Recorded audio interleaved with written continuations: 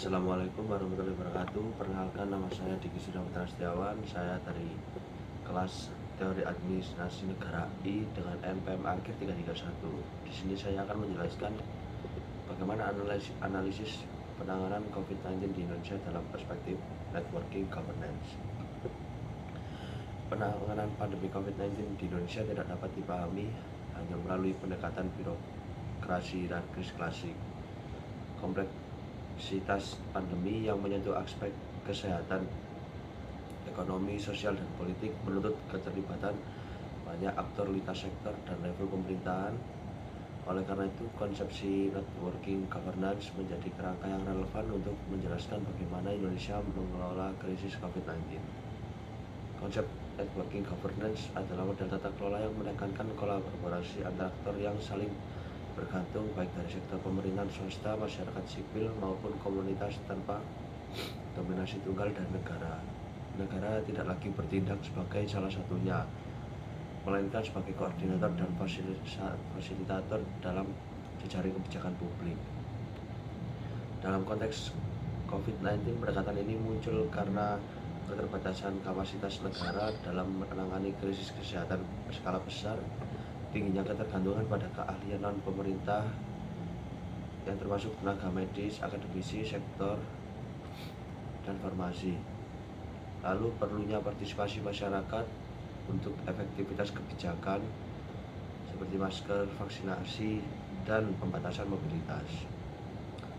Lalu ada aktor-aktor yang terlibat dan juga perannya, yaitu pemerintah pusat berperan sebagai lead koordinator melalui pembentukan Satgas COVID-19 dan kemudian KPCPN menetapkan kebijakan nasional seperti PSBB, PPKM, vaksinasi, lalu mengalokasikan anggaran penanganan kesehatan dan pemulihan ekonomi, menyusun regulasi dan protokol kesehatan. Tapi baik itu, pemerintah pusat tidak bekerja sendiri, melainkan bergantung pada aktor lain untuk implementasi kebijakan, seperti pemerintahan daerah dari provinsi, kabupaten, atau kota yang berperan sebagai implementer utama di lapangan, yaitu menyesuaikan kebijakan pusat dengan kondisi lokal, mengelola rumah sakit daerah dan fasilitas isolasi, menggerakkan aparat dan kelurahan. Relasi pusat dan daerah dalam penanganan COVID-19 menunjukkan pola jejaring meskipun sering diwarnai ketegangan bijak. Lalu ada tenaga kesehatan dan institusi medis seperti dokter, perawat, rumah sakit, dan organisasi profesi seperti ID dan PPNI menjadi aktor kunci berbasis keahlian, memberikan layanan medis langsung, menyusun rekomendasi ilmiah, menjadi rujukan legitimasi kebijakan kesehatan. Dan aktor-aktor tersebut kebijakan pemerintah kehilangan basis ilmiah dan kepercayaan publik. Lalu di sektor swasta sendiri, yaitu bertugas sebagai produksi dan distribusi alat kesehatan, obat dan vaksin, dukungan logistik dan pendanaan atau CSR, lalu pengembangan teknologi digital, aplikasi peduli lindungi itu. Lalu peran swasta menunjukkan bahwa penanganan pandemi bergantung pada kapasitas non-negara. Lalu ada juga aktornya dari masyarakat sipil dan komunitas, yaitu dari LSM, organisasi keagamaan, relawan, dan komunitas lokal berperan. Peran-peran tersebut ada edukasi publik dan kampanye kesehatan, bantuan sosial bagi kelompok rentan usia, pengawasan kebijakan pemerintah. Lalu ada media dan platform digital yang berperan sebagai penyebar informasi dan edukasi publik, lalu sarana kontrol sosial terhadap kebijakan pemerintah, lalu arena kontestasi narasi seperti antara sains, politik, dan hoax.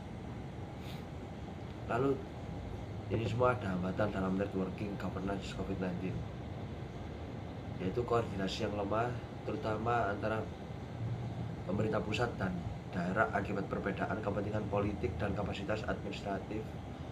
Lalu yang kedua, ketimpangan sumber daya di mana daerah dan fasilitas kesehatan tertentu kekurangan tenaga dan alat. Lalu ketiga, ada masalah komunikasi publik termasuk inkonsistensi pesan kebijakan yang menurunkan kepercayaan masyarakat, lalu dominasi aktor negara yang kadang masih bersifat top down sehingga mengurangi fleksibilitas jaringan. Lalu hambatan ini menunjukkan bahwa jejaring belum sepenuhnya setara dan kolaboratif.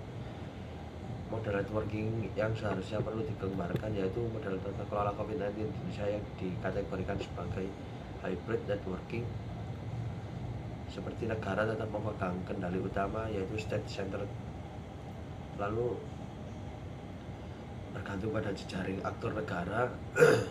Ciri lainnya ada koordinasi di lintas sektor melalui satgas dan forum kolaboratif, lalu penggabungan pendekatan hierarkis, regulasi, dan horizontal, lalu partisipasi masyarakat bersifat instrumental bukan sepenuhnya deliberatif. Model ini efektif dalam kondisi darurat tetapi masih menyisakan tantangan keberlanjutan dan inklusivitas.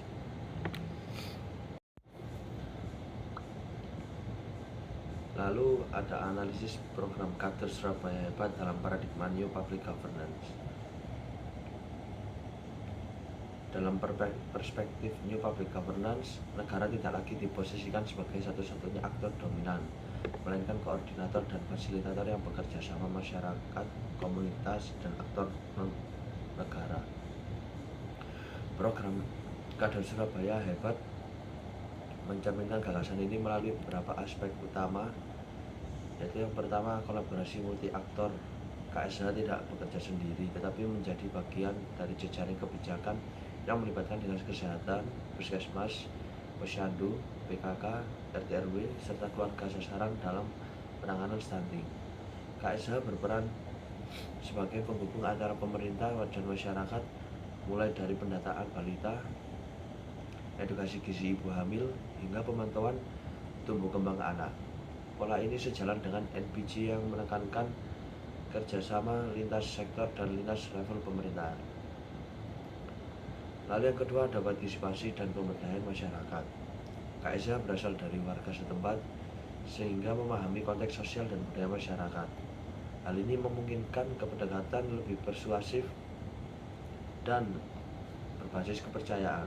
Dalam NPG, masyarakat tidak dipandang sebagai objek kebijakan, melainkan sebagai CEO prosedur pelayanan publik. Melalui KSH, keluarga berisiko stunting didorong untuk aktif dalam terlibat perubahan perilaku seperti pola asuh, pemenuhan gizi, dan sanitasi lingkungan. Lalu yang ketiga ada pendekatan jejaring atau network governance. Penanganan stunting melalui KSH tidak berjalan secara hierarkis seperti birokrasi klasik, melainkan melalui koordinasi dan komunikasi horizontal. Informasi dari lapangan disampaikan oleh kader kepada puskesmas atau dinas terkait, kemudian ditindaklanjuti dalam bentuk intervensi gizi, layanan kesehatan, atau bantuan sosial. Mekanisme ini mencerminkan ciri utama NPG, yaitu pengambilan keputusan yang bersifat kolektif dan berbasis jaringan. Lalu yang keempat, fleksibilitas dan responsivitas layanan karena berada dekat dengan masyarakat. KSH mampu mendekati secara dini kasus stunting atau keluarga beresiko. Hal ini mendukung prinsip NPG yang menekankan pelayanan publik yang adaptif terhadap kebutuhan lokal, bukan sekedar menjalankan prosedur administratif. Lalu berikut ada hambatan dalam penerapan program Kader Surabaya Hebat. Meskipun selaras dengan paradigma New Public Governance, implementasi program Kader Surabaya Hebat tidak lepas dari berbagai hambatan, yaitu kapasitas dan kompetensi kader yang beragam. Tidak semua memiliki pemahaman yang sama terkait gizi, kesehatan ibu dan anak, maupun teknik komunikasi perubahan perilaku dalam konteks NPG. Ketergantungan pada aktor negara menuntut penguatan kapasitas yang berkelanjutan yang sering muncul belum optimal. Lalu yang kedua ada koordinasi lintas sektor yang kompleks. Jejaring aktor yang luas memang menjadi kekuatan, tapi juga berpotensi menimbulkan tumpang tindih peran dan miskomunikasi antar instansi. Tanpa sistem koordinasi dan pembagian peran yang jelas, efektivitas network governance dapat menurun. Lalu ketiga ada keterbatasan insentif dan keberlanjutan partisipasi kader. KSH pada dasarnya berbasis pengabdian sosial. Dalam jangka panjang, beban kerja yang tinggi tanpa dukungan insentif dari pemerintah dapat menurunkan motivasi kader sehingga menghambat keberlanjutan program. Lalu keempat, ada resistensi sosial dan budaya masyarakat. Perubahan perilaku terkait gizi dan pola asuh tidak selalu mudah diterima. Sebagian keluarga masih memegang kebiasaan lama atau kurang percaya terhadap intervensi kesehatan, sehingga peran KSH sebagai agen perubahan sering menghadapi tantangan sosial. Lalu secara keseluruhan, program Kader Surabaya Hebat menunjukkan penerapan nyata paradigma New Public Governance melalui kolaborasi multi aktor, partisipasi masyarakat, dan tata kelola berbasis jaring dalam penanganan stunting. Namun untuk meningkatkan efektivitas, pemerintah kota perlu memperkuat kapasitas kader, memperjelas mekanisme koordinasi, serta menjamin keberlanjutan dukungan kelembagaan. Dengan demikian, KSH tidak hanya menjadi program pelaksana, tetapi juga aktor strategis dalam membangun tata kelola kesehatan publik yang inklusif dan berkelanjutan. Lalu soal yang terakhir yaitu paradigma New Public Governance dipandang sebagai solusi yang lebih relevan dibandingkan paradigma administrasi publik sebelumnya, yaitu Old Public Administration dengan New Public Management, karena mampu menjawab kompleksitas masalah publik kontemporer yang bersifat lintas sektor, multidimensi, dan tidak dapat diselesaikan oleh satu aktor saja. Secara teoritik, NPG berangkat dari asumsi bahwa negara tidak lagi menjadi satu aktor tunggal yang dominan, melainkan bagian dari jejaring yang melibatkan pemerintah, sektor swasta, masyarakat sipil, dan komunitas warga dalam proses perumusan hingga implementasi kebijakan publik.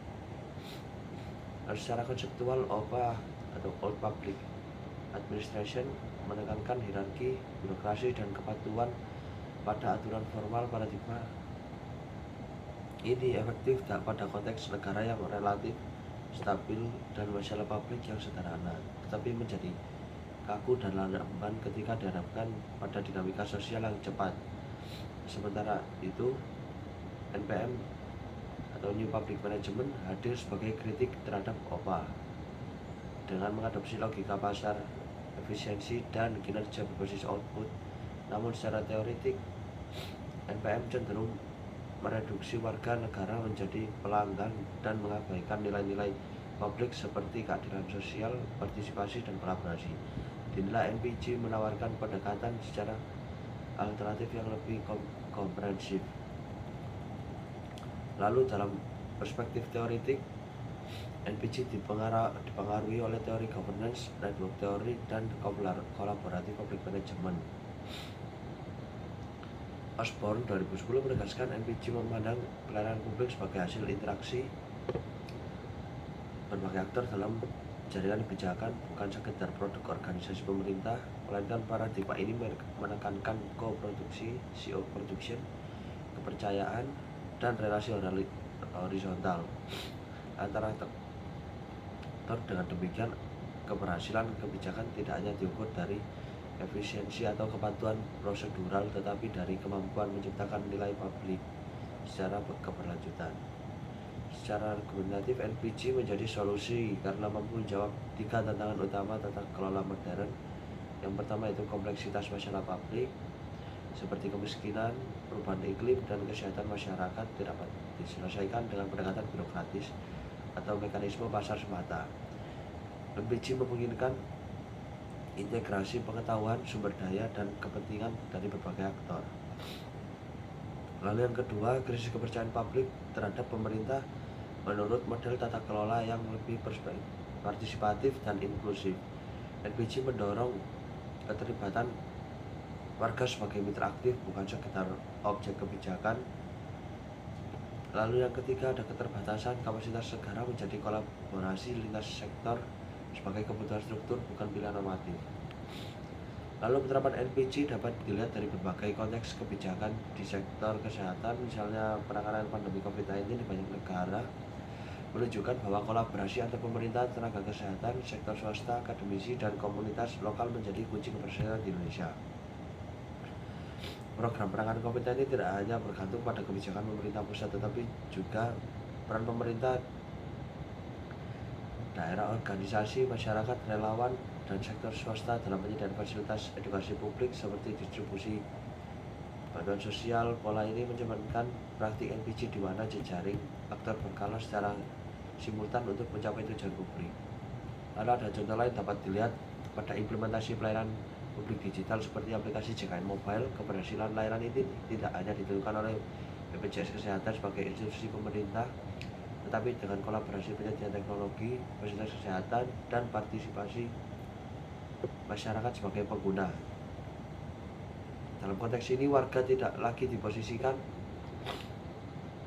sebagai pelanggan pasif, melainkan sebagai CEO prosedur yang berkontribusi melalui umpan balik, pengaduan, dan adaptasi penggunaan layanan digital. Di tingkat global, praktik kolaboratif governance di negara-negara Skandinavia juga menunjukkan keunggulan NPG. Model kesejahteraan di negara tersebut dibangun melalui kemitraan kuat antara negara, serikat, dunia usaha, dan masyarakat sipil. Hasilnya adalah kebijakan publik yang relatif, inklusif, adaptif, dan keberlanjutan dengan tingkat kepercayaan publik yang tinggi terhadap institusi negara. Dengan demikian, NPG lebih unggul karena mampu mengakomodasi realitas dan tata kelola modern yang kompleks, mengenai kolaborasi sebagai ini supaya publik serta menyeimbangkan efisiensi demokrasi dan nilai publik. Paradigma ini bukan berarti menjadi peran negara, melainkan mentransformasi dari aktor dominan menjadi orkestrator jejaring pada pemerintahan.